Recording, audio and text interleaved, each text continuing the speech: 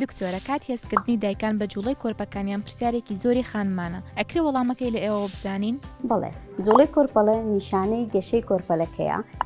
خۆی کۆرپەلە لە نوێیەم هەفتەی دووگیانیەوە دەست بە جوڵە دەکات، بەڵام هەستکردنی دایک بۆ جوڵەی کۆرپەلەکەی دەگۆڕێت.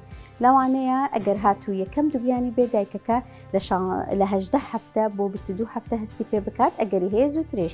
ئەگەر دایکەکە پێشتر منداڵی بوو بێت لەوانەیە لە 16مین هەفتە هەستی پێ بکات، ئەگەری هەیە زووتریش هەست بە جوڵەی کۆرپەلەکەی بکاتن. بەڵام هەندێک هۆکار هەیە، کاریگەری هەیە لەسەر جوڵەی کۆرپەلە.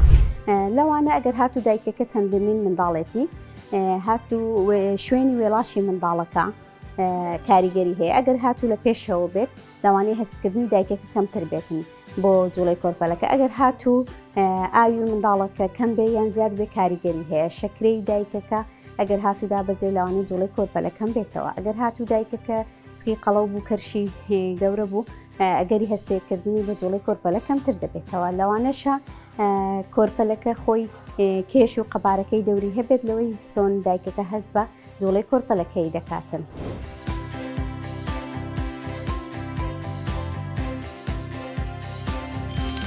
میهرەبانی، دڵسۆزی و لێزانی.